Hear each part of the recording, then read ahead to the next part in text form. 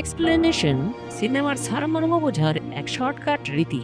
এতে সিনেমা দেখার ও ব্যাখ্যা শোনা সাপেক্ষে পার্থক্যগতভাবে পদ্ধতিগত কিছু সুবিধা ও অসুবিধা পরিলক্ষিত হয়। কিন্তু আজকে আমি যে মুভিটা এক্সপ্লেন করতে চলেছি তা কেবল বিনোদনই নয়, ভারতবর্ষের এক গরিমাময় অধ্যায় সূচনাকে ঘিরে এই সিনেমার সার কথা।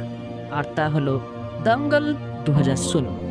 দাঙ্গল সিনেমাটি হরিয়ানা রাজ্যের সংগ্রাম সাপেক্ষ ও বাস্তব ঘটনা থেকে অনুপ্রাণিত এবং বিশেষভাবে গীতা ফোগাট এর সাফল্যের উপর ভিত্তি করে তৈরি।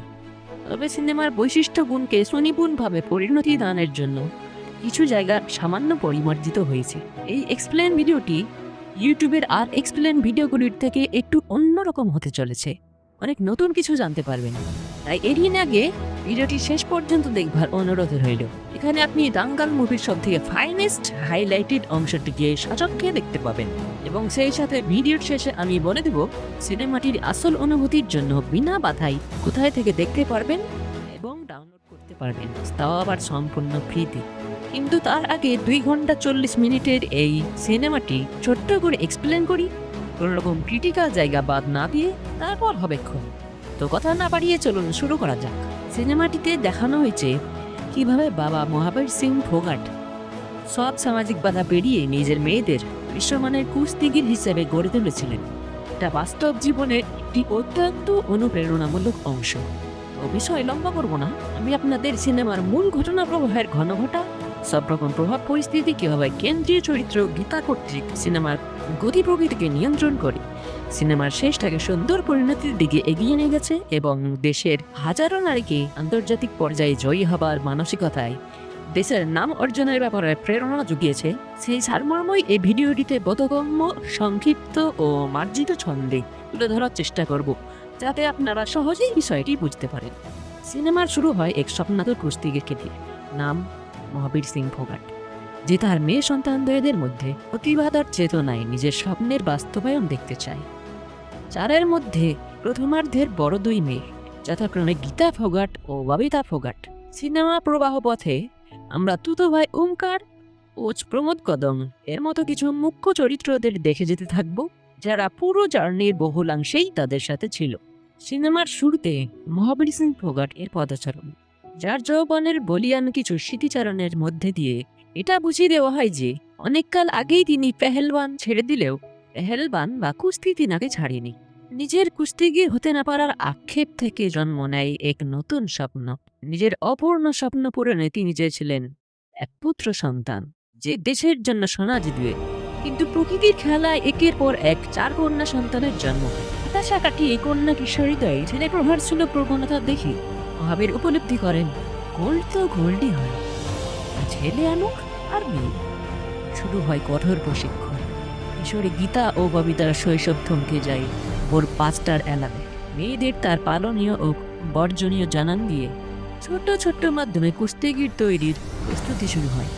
স্বাভাবিক শিশু জীবনে বড় স্বপ্নের গুরুত্ব সঠিকভাবে উপলব্ধি না হওয়ায় ও দৈহিক পরিশ্রমের গুরুত্ব গা হওয়া না হওয়ায় তার সামনে মেয়ের কিছু অজুহাতের পেশ এর মধ্যে দিয়ে এই পর্বের রিটার্ন হয়।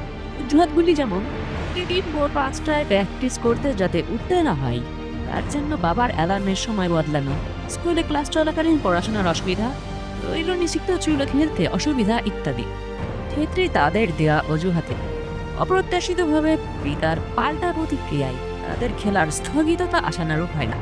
ফলত পিতার অদ্ভুত সিদ্ধান্ত অনুযায়ী গীতার চুল কেটে দেওয়ায় তার উপর বিদ্যালয় সহপাঠী ও সমাজের উপহাসের ছোঁয়ামূলক প্রভাব দেখা যায়।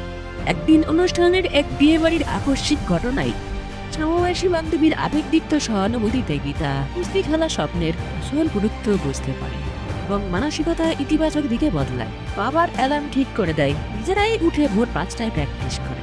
তো ভাই ওমকারের সাথে লড়ে থাকা হারানোর প্রথম পরাজয় বানায়।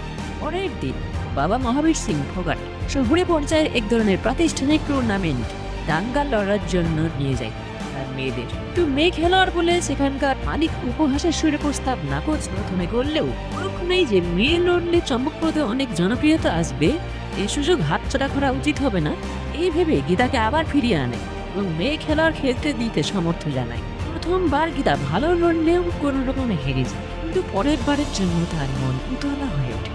আর সেবার থেকে প্রত্যেকবার এই দক্ষতার সাথে সে খেলে যেতে সেই থেকে ক্রমে গ্রাম থেকে জেলা, জেলা থেকে রাজ্য পর্যায়গুলিতে সে জিততে থাকে। তার পরিচয় বদলাতে থাকে। সমাজ, স্কুল সবই ধীরে ধীরে তাকে গ্রহণ করে। সময় আছে ন্যাশনাল লেভেলের জন্য প্রস্তুতি হওয়ার। তদনুযায়ী মহাবীর সিং ফোগাট লক্ষণীয় কিছু প্রতিকূলতা কাটিয়ে খেলার আসল মাঠের কৌশল প্রণালী শিখন বর্ণনার মাধ্যমে জানান দিয়ে অবশেষে সাব জুনিয়র ন্যাশনালে নিয়ে যায় গীতাকে।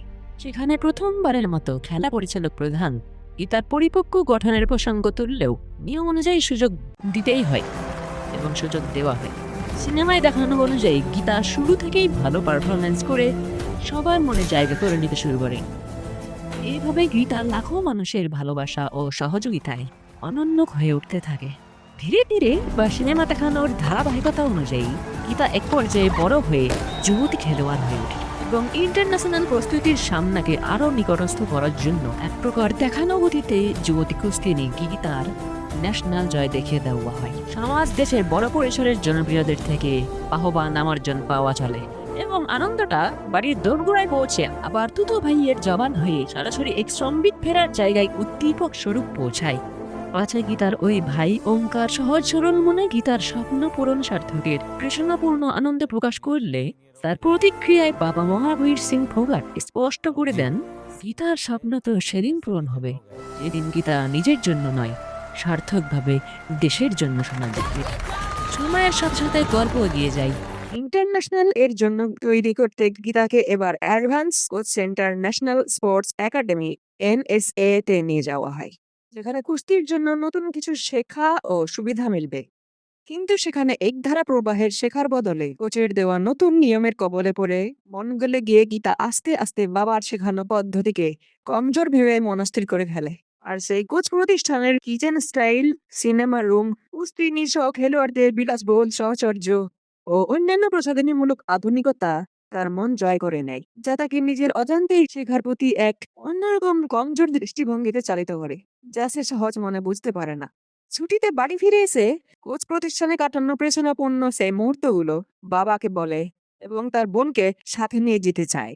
তার থেকে বড় কথা, যখন সে বাড়ির ওই খেলার মাঠে তার বোনকে শেখাতে গিয়ে কোচের দেওয়া পদ্ধতির প্রয়োগ করে, তখন বাবা ও কোচম্যানের পদ্ধতিতে জর্জরিত হয়ে মেয়ে বাবার বিচ্ছেদের মনোভাব প্রকট হয় এবং সিনেমা অনুযায়ী তার বাবা তাকে এই আলাদা পদ্ধতির জন্য ধিক্কার দেয়।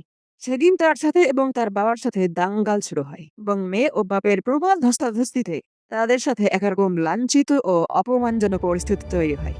ঘুরিত বাপ মেয়ের এই ব্যাপার মোটেই ঠিক হয়নি বলে জানায় তার বোন ববিতা ফোগাট এবং সে এও জানায় ন্যাশনাল লেভেলে সে তার বাবার পদ্ধতি অনুযায়ী খেলবে এবং গীতা ইন্টারন্যাশনালে তার কোচের পদ্ধতি অনুযায়ী। গীতা এই অন্তর যখন সে ইন্টারন্যাশনাল লেভেলে হারে এবং বোন ববিতা জিতে আসে। লজ্জায় আত্মঘৃণায় লাঞ্ছিত গীতা সেদিন প্রবল কাঁদে, অনুতাপের ভাষায় বাবার কাছে ক্ষমা চাইছে এবং নিজের অবস্থানকে আগের অবস্থায় পুনঃপ্রতিষ্ঠা করার পথে ধাবিত হয়। বন্ধুরা, আমাদের মনে রাখতে হবে, সিনেমায় দেখানো বাবা ও কোচের এই দ্বন্দ্ব কিন্তু বাস্তবে খেলা গীতা ফোগাটের মধ্যে ছিল না। বাস্তবে খেলা চর্চায় বাবা ও কোচের প্রদত্ত কৌশল বলি গীতার জন্য যথেষ্ট সহায়ক ছিল। সিনেমায় কোচ বনাম বাবা এক ধরনের সংঘর্ষ, দ্বন্দ্ব বা কনফ্লিক্ট তৈরি করা হয়েছে, যাতে কৃত্রিমভাবে নাটকীয়তা ও দর্শকের উত্তেজনা ধরে রাখা যায়। কিন্তু বাস্তবে গীতা ফোগাটের জীবনে এমন তীব্র দ্বন্দ্বের কোনো প্রমাণ নেই। বাস্তবে কোচ ও বাবা দুজনেই গুরুত্বপূর্ণ ভূমিকা রেখেছিলেন। এই দ্বন্দ্বময় পার্থক্যটা কেবল ইচ্ছাকৃত, গল্পকে কেবল আরো আকর্ষণীয় ও নাটকীয় উত্তেজনার মধ্যে দিয়ে পাস করিয়ে সিনেমার অভিষ্ট লক্ষ্যকে সার্থক রূপ দিয়ে নিয়েছে মাত্র। তো যাই হোক, আমাদের টপিক এটা না। এ ব্যাপারে আপনি আরো জানতে আগ্রহী হলে পরে আলাদা করে দেখে নিতে পারেন। তো চলুন মূল আলোচনায় ফিরে আসা যাক। Coming to the explanation. 6 মাস পর দ্বিতীয়বার লড়ার সুযোগের আশায় পুনরায় কোচে ফিরে গিয়ে আবার কিছু প্রতিকূল পরিস্থিতি কাটিয়ে অবশেষে আন্তর্জাতিক প্লেগ্রাউন্ডে নামে গীতা, যেটা তার জন্য নিজেকে প্রমাণ করবার শেষ সুযোগ। তার আগে বলে দিই, প্রতিকূল পরিস্থিতি কাটানো বলতে যথাক্রমে বাবা মেয়ের চুপিসারে প্রতিদিন ভোর 5টায় সিক্রেট প্র্যাকটিস, গীতার ওজন না কমিয়ে একই ক্যাটাগরিতে খেলার সিদ্ধান্ত, অডিও করে কথা বলে ও গোপনে ল্যাপটপের সাহায্যে গীতার খেলা রিভিউ দেখে দাঙ্গালের ত্রুটি সংশোধন ইত্যাদি। এগুলো সৎপ্রেষণার সহিতই চলতে থাকে।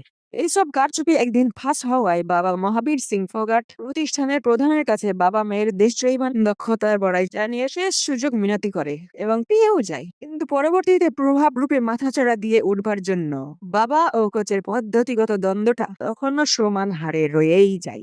এরপর আছে সেই চূড়ান্ত দিন ত্রিক্রম, কমনওয়েলথ গেমস 2010, গীতার অপেক্ষার অবসান। প্রথম দিন গীতা বনাম মেলিসা খেলা শুরু হয়। প্রথম রাউন্ডে ম্যাচ গীতার নিয়ন্ত্রণের বাইরে চলে গেলেও শেষের পর্বদায় গীতার সাথ দেয়।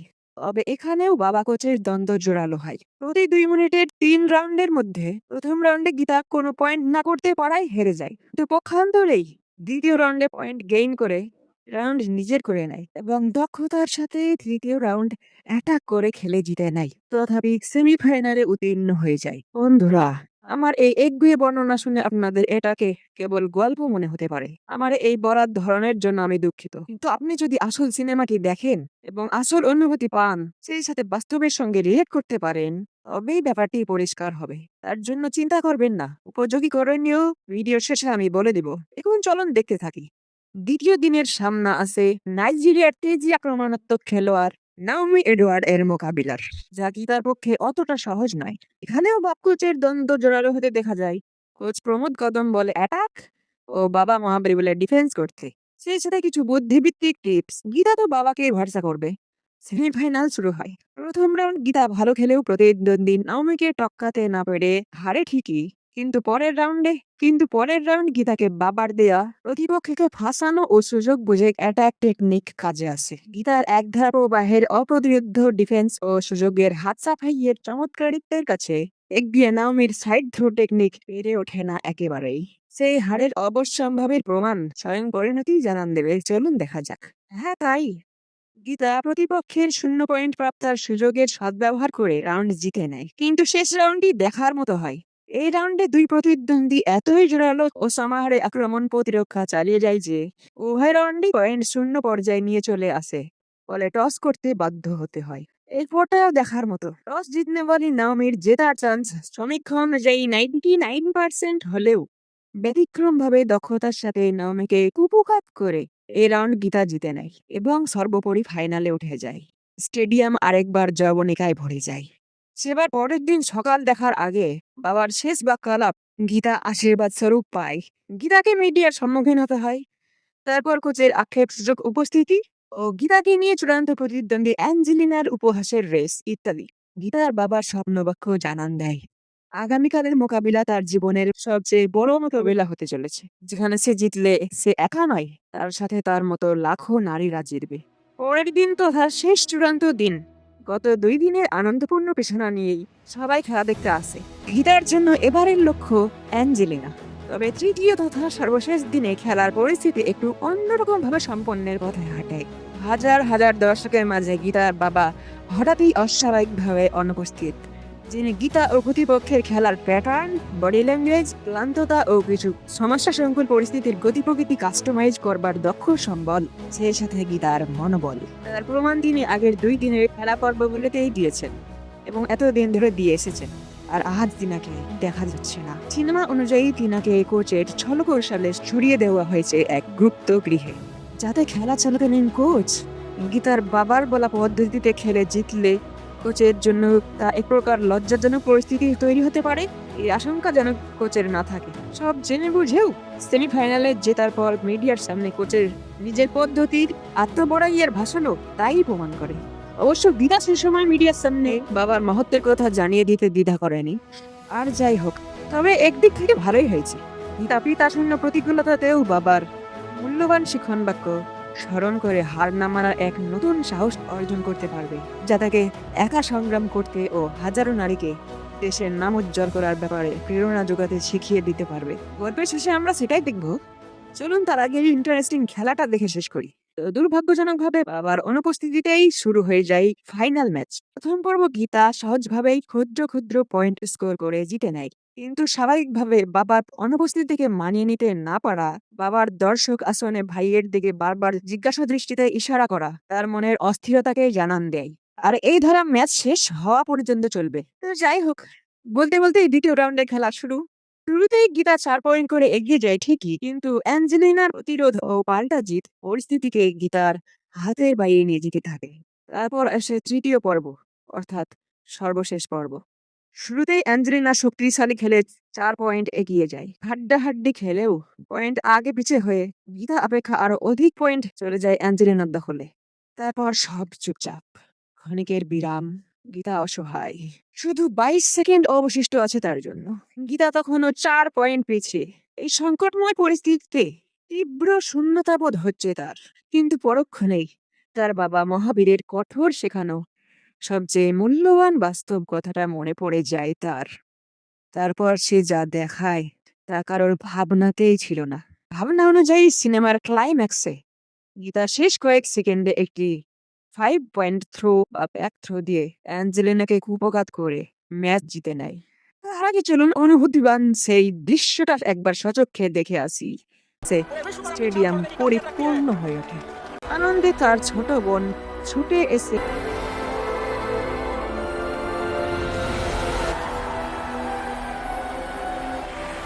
প্রথা অনুযায়ী জয়ী দেশ ভারতবর্ষের জাতীয় সঙ্গীতের সুর ধ্বনিত হয়। এর গরিমাময় শ্রুতিমধুর আওয়াজ বন্দি গীতার বাবাকে জানান দেয় যে তিনার এতদিনের স্বপ্ন, এতদিনের গীতার এই আনন্দঘন মুহূর্তটাই গীতার উপস্থিতি পাইতে। এই মুহূর্তে বাবা মেয়ের কাছে ছুটে ফিরে সবশেষে এটা শুধু গীতার জয়ের গল্প নয়, এটা মানুষের নিজের ভিতরের লড়াই জেতার গল্প। দাঙ্গাল আমাদের শেখায় স্বপ্ন শুরুতে চাপিয়ে দেওয়া মনে হলেও সঠিক সময়ে সেটাই নিজে পরিচয় হয়ে উঠতে পারে। গীতার সবচেয়ে বড় লড়াইটা তার প্রতিপক্ষের সাথে ছিল নিজের ভয়, অহংকার আর দুর্বলতার বিরুদ্ধে। জীবনে আমরা অনেক সময় সেই মানুষগুলোর বিরোধিতা করি যা আসলে আমাদের সবচেয়ে বেশি গড়ে তুলতে চায়, কারণ কঠিন কথাগুলোই একদিন সবচেয়ে মূল্যবান শিক্ষা হয়ে দাঁড়ায়।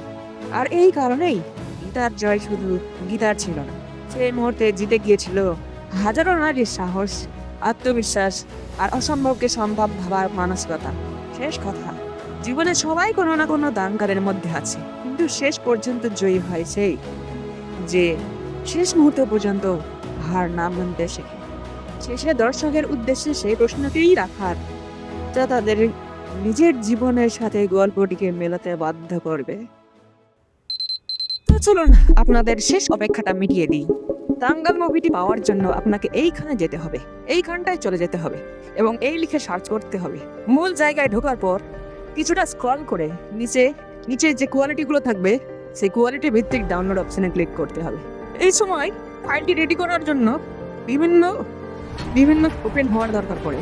সেই সময় কিছু ত্রুটিজনিত কারণে একটা থেকে অন্য লিঙ্কে চলে যেতে পারে। তাই আপনাকে প্রথমবার ক্লিক করা মাত্রই একবার ব্যাক সুইচ ক্লিক করে পুনরায় ওটাতে ক্লিক করতে হবে প্রত্যেকটা যাওয়ার ক্ষেত্রেই।